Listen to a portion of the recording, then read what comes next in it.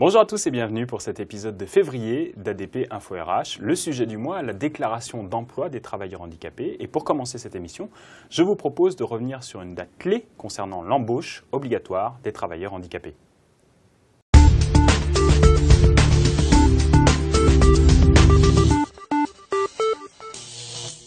Lors de la réunion du comité interministériel du handicap le 25 septembre 2013, le gouvernement a présenté son plan handicap et notamment des mesures visant à garantir le respect de l'obligation de l'emploi de travailleurs handicapés.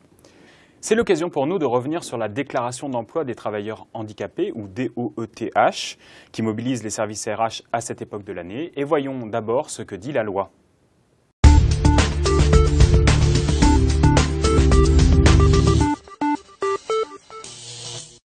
Muriel, bonjour. Bonjour. Est-ce que la DOETH est obligatoire pour toutes les entreprises?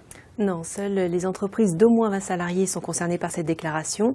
Pour les entreprises qui franchissent pour la première fois le seuil de 20 salariés et qui bénéficient donc d'un délai de 3 ans pour se mettre en conformité, les employeurs de ces entreprises doivent déclarer leur effectif, même si par la suite ils ne sont pas tenus par l'obligation d'emploi.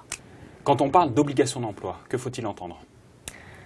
Il s'agit pour les entreprises d'au moins 20 salariés d'embaucher des travailleurs handicapés à hauteur de 6% de leur effectif total, effectif s'appréciant au 31 décembre.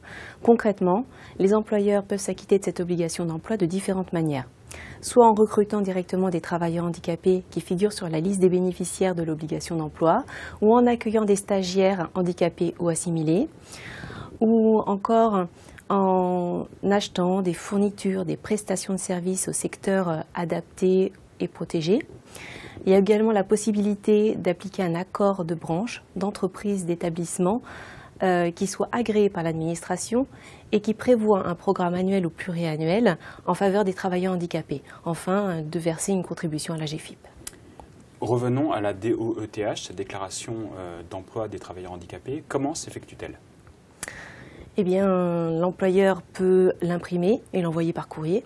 Il peut également la remplir en ligne, la transmettre par voie dématérialisée et télépayer sa contribution à l'AGFIP. Cela dit, le service de déclaration en ligne ne sera possible que si l'employeur a déjà effectué une déclaration l'année précédente. Merci Muriel. Voyons maintenant ce que cela implique dans l'entreprise.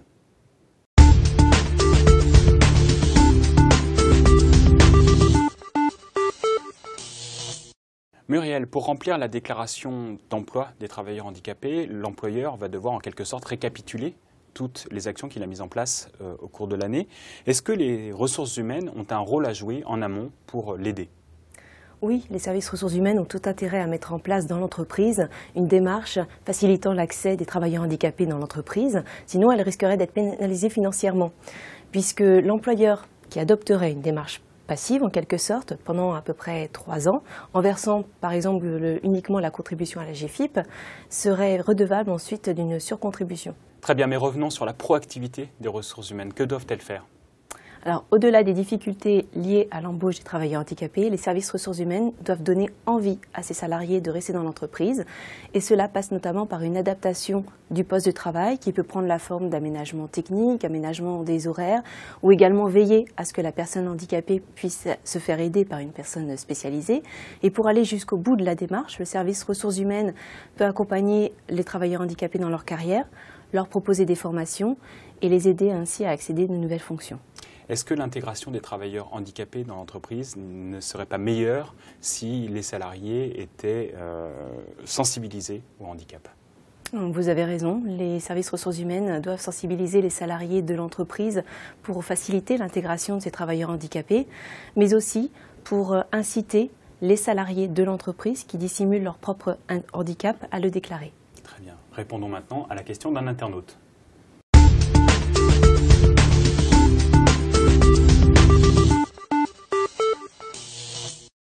Muriel, qu'en est-il de l'adaptation d'un poste de travail dans le cas d'un handicap psychique ? Alors dans ce cas, l'adaptation au poste de travail sera peut-être moins évidente qu'en présence de handicap moteur et c'est pourquoi les services ressources humaines doivent se faire accompagner par le médecin du travail, des assistants sociaux ou d'autres associations. Mais ces personnes avec ce type de handicap peuvent être intégrées dans l'entreprise.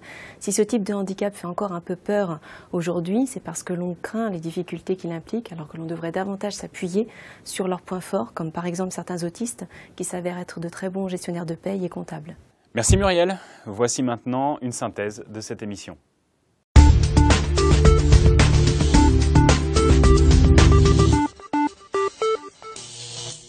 Retenez de cette émission que les entreprises d'au moins 20 salariés doivent employer des travailleurs handicapés à hauteur de 6% de leur effectif. La déclaration de la DOETH et son paiement peuvent se faire en ligne. Les ressources humaines doivent avoir une démarche active sous peine de pénalité. Et enfin, les ressources humaines doivent contribuer à ce que l'entreprise soit attractive pour les travailleurs handicapés. C'est maintenant la fin de cette émission de février. Merci beaucoup de votre attention. Au revoir.